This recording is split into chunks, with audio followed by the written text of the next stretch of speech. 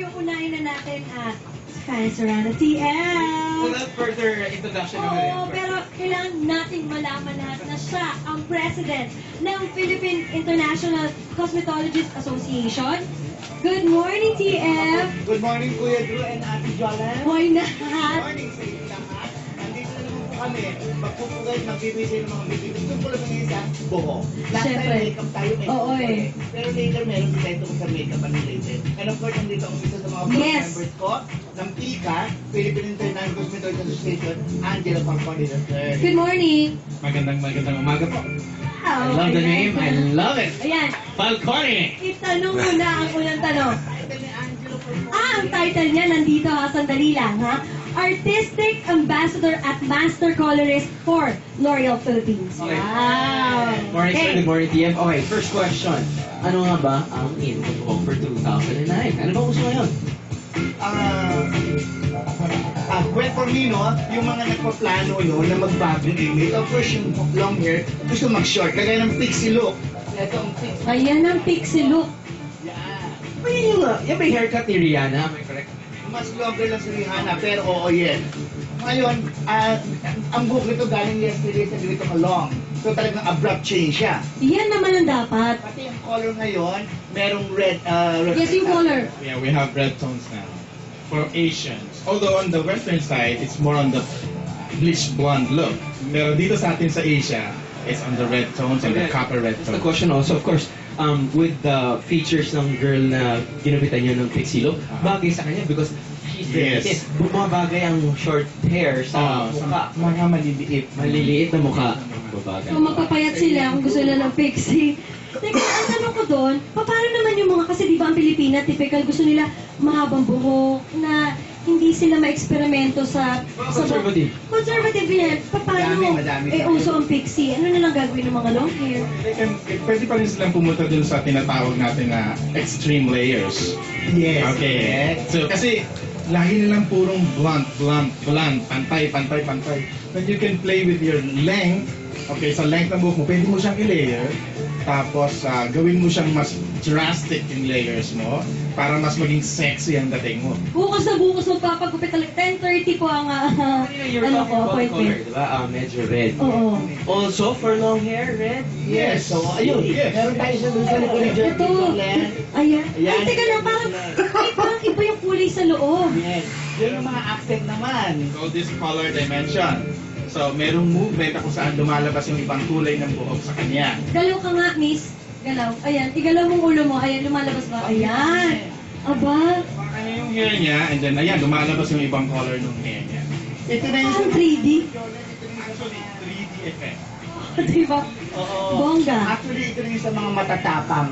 May mga brave talagang pwedeng gumamit ito. Pero yung mga conservative nga sabi ni Kuya Drew, medyo huwag kayong mag-attempt kasi baka ma-frustrate lang po kayo. And then, sa mga hairstylists and sa mga salon owners, medyo out na po yung mga curls na parang tube na yung... Na ang tigas-tigas. Yeah. Parang- Ano mong gawin? Gusto lumakad mag-isa ng buhok. Ang uso po ngayon, big waves. Oo. Waves lang ngayon. And may curls ka, pero hindi, like this one, this is also wave. You can see slight wave Yeah, in here. wave. Hindi siya yung sobrang kulot. And then if there will be curls, it has to be well defined. May definition. Okay, we've had one curly here that lumabas from Yeah. Paris. So you can really see the definition of the curls. Hindi yung kinulot lang siya na ang liliit na hindi mo. Medyo parang kumbaga naiingit na ako eh. Paano sa mga lalaki naman, guys? Okay. Meron din. Wala, pwede mo sila magpakulot. Go blonde. What? Can go blonde? Blonde! Dennis Rodman blonde? Yes! Tuloy-tuloy na yun ngayon. Okay.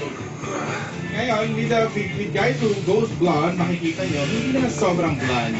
Okay, and then they can have this hairstyle na medyo Reflect lang ulit. medyo mahaba yung bangs. Actually, this is called emo look eh, ng mga teen. So hanggang ngayon, meron pa rin emo look. Oh, i-ready mo na yung eyeliner mo. Hindi, we got through the hair. And then it's a lot of fringe with a modern twist.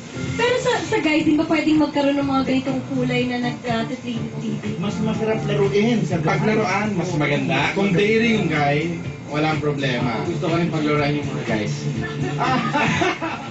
Hey, Ano ba? your style, Andrew, actually, Yes, what do you you can play recommend? with the new hair tattoo. New hair tattoo? Hair tattoo? One of the models here. Pwede ba sa girls dyan? Yeah, if you will see another guy, yung May side wall. niya, yes, naka-design talaga. So, imbis na undercut, may art. You need an artist hairstylist, right? Actually, yes. Actually, the one who did that hair tattoo is one of the models there. One of the models there. There, the guy who's wearing the blonde hair. Wow. Thank you so much. Wait. Bro, subukan mo to sa barbershop mo. Ay, subukan ko talaga sa Grupo Barbero Meron Manila. gugupitan sila mamaya, di ba? Mamaya, gugupitan yan. Pero for the meantime, thank you so much, TF and Angelo, thank you so much. Kaya naman, punta tayo kay Lynn and Regine with... Go, go, go!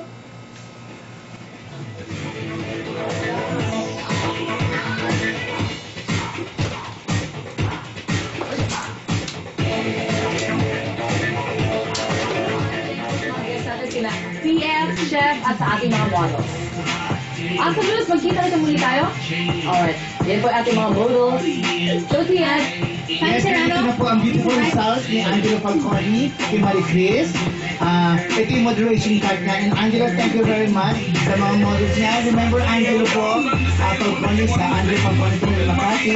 He will be with me sa February 26, 27, 28 sa World Trade Center. Magsiseminar po ako ng makeup. Si Angelo naman sa coloring at saka haircut. Huwag niyo po kalimutan, World Trade Center. February 26, 27. And 28. 28. Oo, invited po kayo lahat doon. Punta po kayo from 10 o'clock, from 9 o'clock in the morning up to 7 p.m. Okay. Thank you very much, Ian. Thank you. Fanny Serrano, Thank you, so Angelo. much. Thank you. Chef Tristan, thank you. And JC. Thank you sa mga models.